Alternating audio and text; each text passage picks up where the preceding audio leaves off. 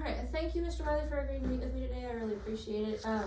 I've got to talk to you about the hiring process. I know each campus is responsible for their own hiring, so the principals on each campus are responsible for finding the people they want, hiring them, keeping them here, all that kind of stuff. So if you don't mind, could you just introduce yourself, kind of give your job title and what you do? Yeah, my name is Russell Wiley. I'm currently the principal of Henderson Middle School. I'm finishing my third year here as the principal. Okay, awesome.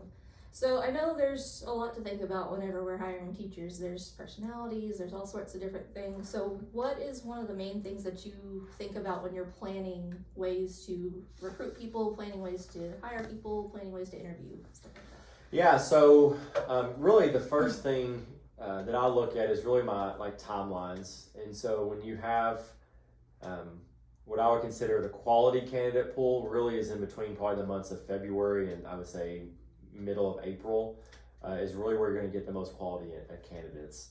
Most of the time that's because the people who are more organized, a little bit more on it, planned out, and kind of are ahead of the game are going to be the ones that are applying in that range. And so I'm big on trying to make sure that I have a plan or at least an understanding of what is going to kind of go on with our hiring before those marks, before that time. And so some of that looks like me, just making sure I'm aware of my current staff.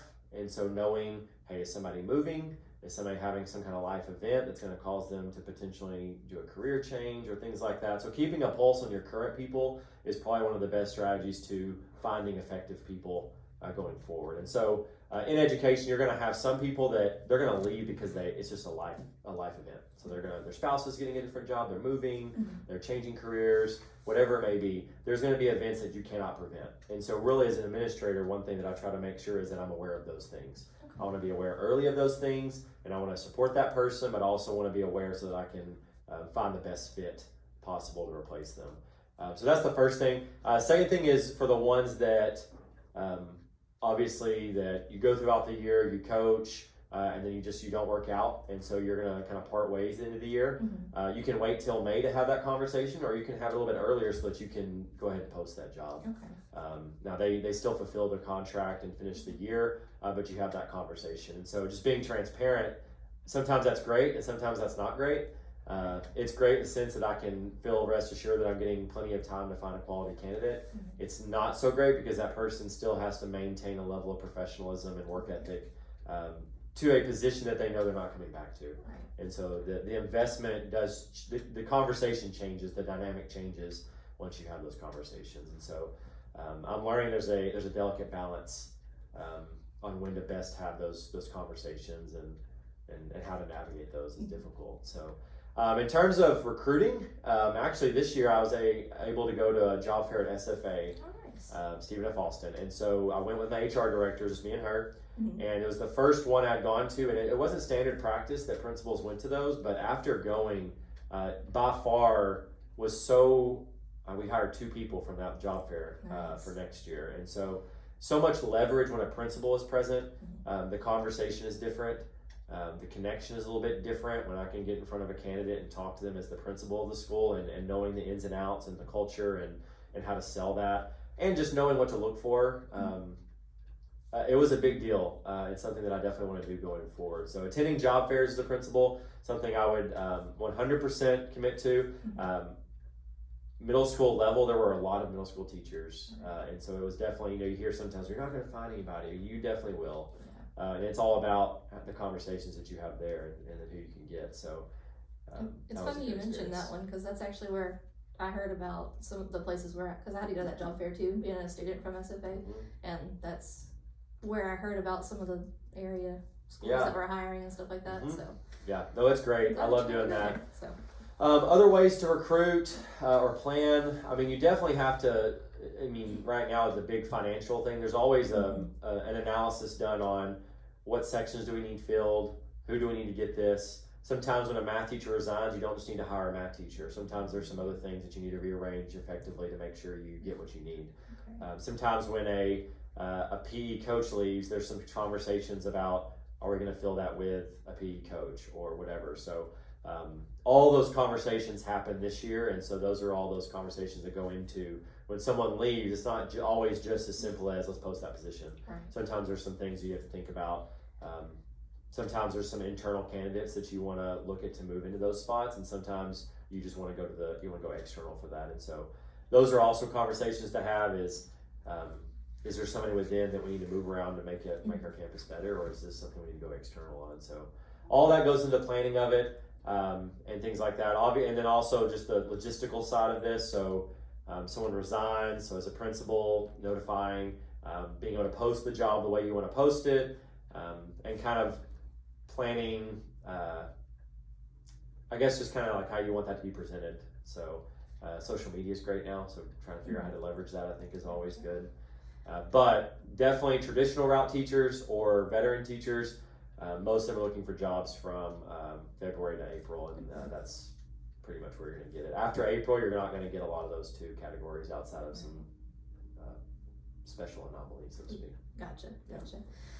So I guess my next question about this whole process is the selection process. So if you have more than one candidate, what's your kind of make or break on who gets picked? Gosh, I will say though, the conversations following interviews where you have to call and tell somebody you didn't select them are by far the hardest conversations, even harder than like telling someone you're not renewing, they're not bringing them back. And I think it's harder because it's not necessarily anything they did wrong, it's just that they're not the best. Right. It's like they're not the best candidate or the right candidate. At least with conversations about not bringing people back, you have reasons. Right.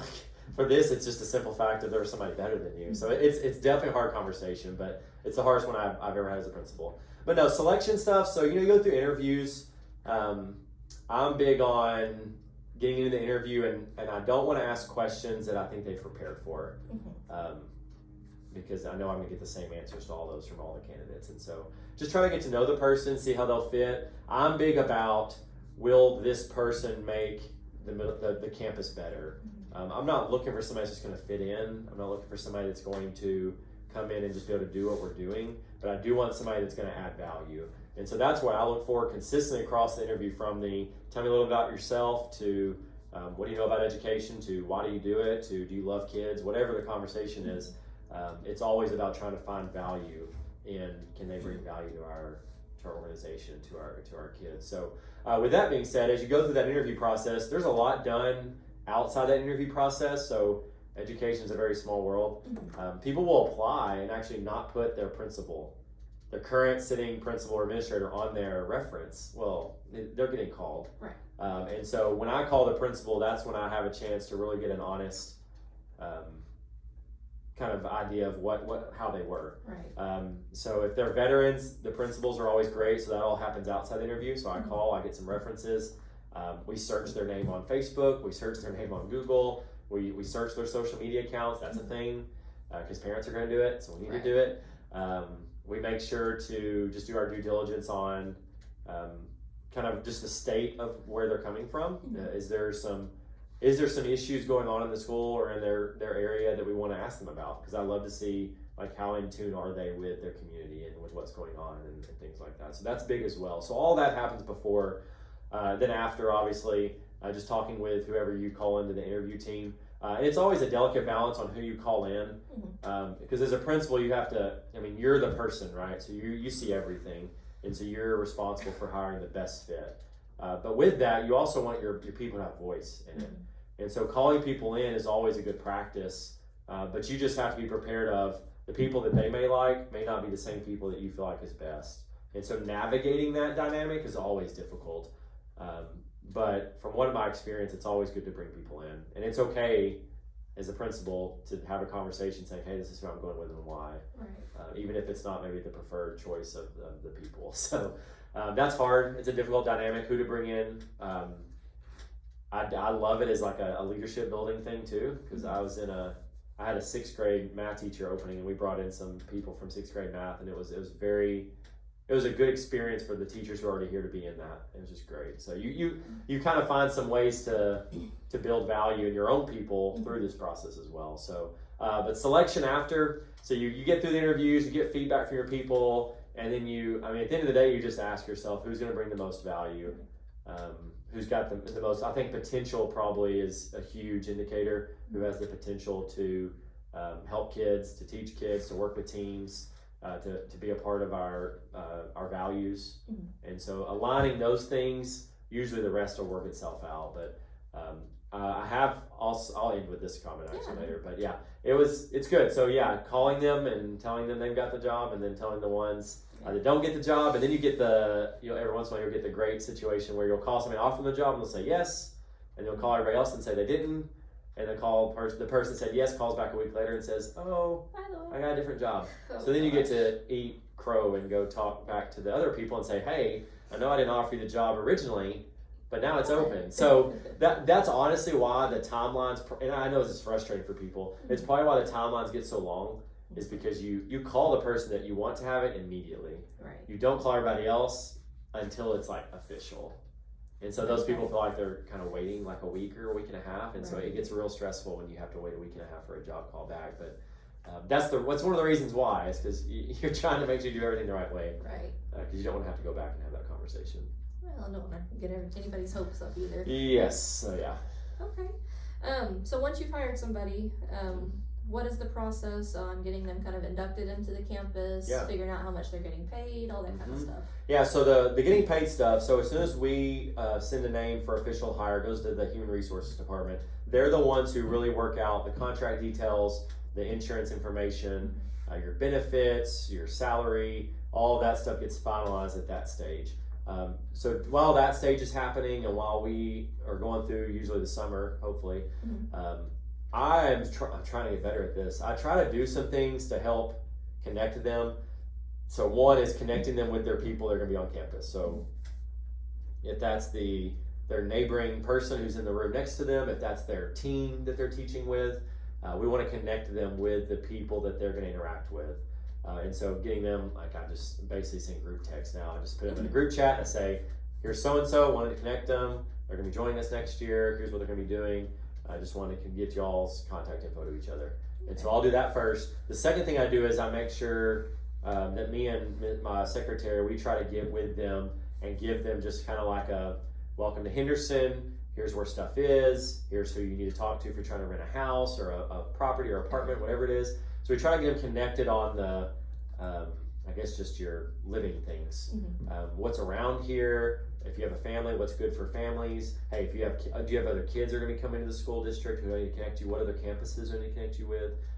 All those kind of things we connect with as well right off the start. And then we try to, one of the biggest things, it's so important, is to stay in touch over time. So we've hired, the last 2 years, we've hired somebody in March and February for the next year.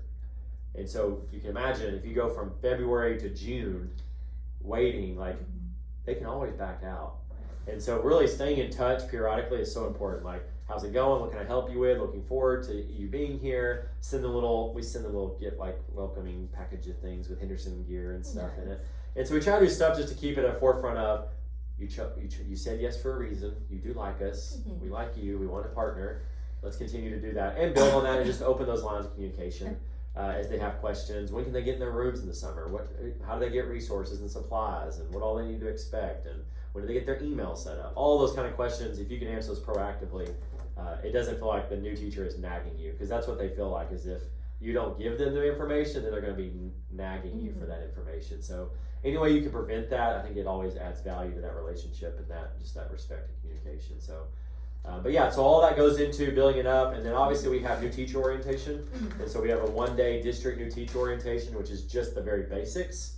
And so we also have some time set aside a new teacher in service on a campus in service, so that we have a spot for new teachers. And so we're going to have this is new this year. We're going to set aside some time to really, towards the end of in service, after they've gotten it all, we want to give them a time to come together as a team, as a new teacher team, or new to the campus team, and ask questions and see what common things maybe we left out, or what they're most uncomfortable about going in and stuff like that. So that's another big thing. We don't really connect. I wouldn't say we have mentors, but we definitely connect them with a person. We say they have it. We want them to connect with somebody. And so we try to strategically give people somebody so that they have a go-to person. Sometimes that works, sometimes it doesn't. Some people like it, some people don't. We just try to make it available, and we kind of are very flexible with how we navigate that each year, because it does change as we go. So that's kind of how we get them in. All the stuff that they're going to get in terms of understanding the campus and the to-dos, all that's going to happen in in-service. Okay. So they're going to get all those things during in-service. And we started splitting on this year's in-service kind of a beginners and a not beginners. Mm-hmm. So we're testing that out with something very simple, and we're going to hopefully expand that even to a point of like campus expectations almost. Like we can almost split that into like a new employee staff type thing, and then a more experienced employee. And so we're trying to be more differentiated in our offerings so that we don't keep everybody for an hour when some only need 20 minutes or whatever. So trying to navigate that more and figure out the social dynamics of that more so than anything. So but yeah, that's how we kind of get them caught up during in-service. Awesome.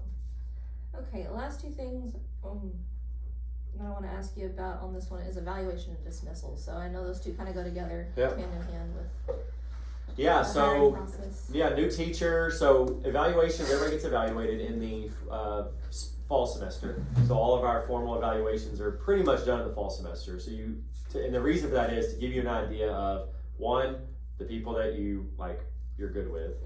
Two, the people that you know you're going to need to work with in the spring to see, and not so much, you want to see if they can work with you. Like, can they grow, essentially. And then the third thing are the people that you know you're not bringing back. So you know that pretty quickly into the year. And so, we do all the formal evaluations in the fall semester, and then in the spring you focus on one, working with your people that you need to work with, so the growth people. Like, hey, and those are the conversations of, we're going to work through the next few months. If we don't see X, Y, Z, then we'll probably be looking at parting ways at the end of the year. However, if we can grow in these areas, then I feel like we can make it work. And then, like I said earlier, you have some people that you already know, and so it's just a point of how long do you let that go on. And there are also opportunities. There's also things where you don't need to let it go on. Sometimes there's some things where you have to be so deliberate. If it is such a not a good situation for kids, there are times when you have to push that subject. And we always believe strongly in partnering with somebody in their decision and getting a mutual, whether it's a resignation or a splitting ways. We try to be very supportive of each other, and sometimes that works out and sometimes it doesn't. So, but we try to always do that. And so for example, last year I had to move. I changed people's content in January just because I saw a need and we couldn't wait. And so sometimes that happens. And when that happens, it doesn't make anybody really happy. So, but sometimes it's a need that we have to do for the campus. So, but yeah, evaluation. So those are the evaluations. Dismissal, kind of like I talked about earlier. You always try to partner with them. And so you also try to be very proactive with them. You don't want to wait till May 22nd to tell somebody they're not coming back.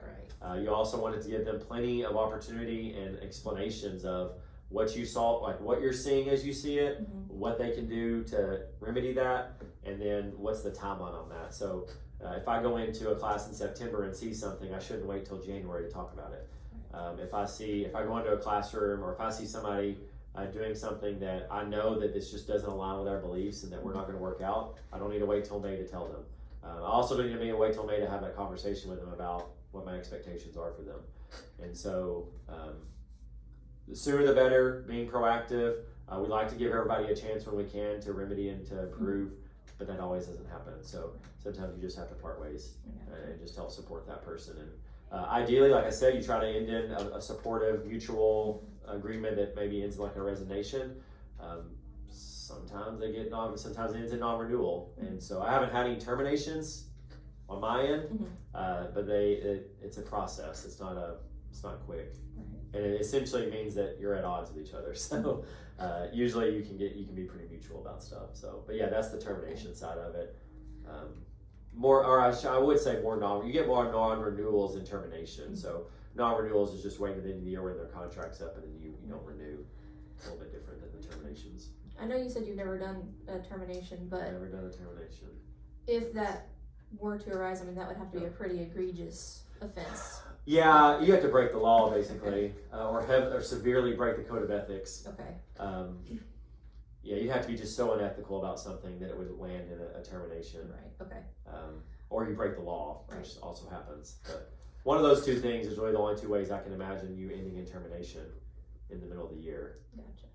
Because it's a big deal. It's not an easy process. And again, usually it's so bad that they're going to resign. Yeah. Usually it's to a point where it's so blatantly obvious that you can get They're that just way. gonna step away. Yeah. It's better for everybody just to step away. We don't want to go through a termination process and Right. the school board seeing all that and all that. So Right. it's just better usually handle it in-house if you can and go from there. But yeah. Okay, well, that is all I have. Do you have any other comments or anything like that you would like to add? I don't. I will say two things. One, as a principal, I've learned that the biggest leverage you have for improving student outcomes is the people you hire. It has more leverage than coaching teachers. It has more leverage than being visible in the hallways or doing observations or doing anything. Who you hire has the most leverage on your student outcomes as a principal. It's not even close. And the second thing is, one of the biggest differences between principals is who they hire. So it's also hand in hand with that, because every principal hires types, I guess. And so you look for, you can see very much a mold of who principals hire, which is fine, and there's different ways to do it, but it definitely has the biggest leverage. That's the most important.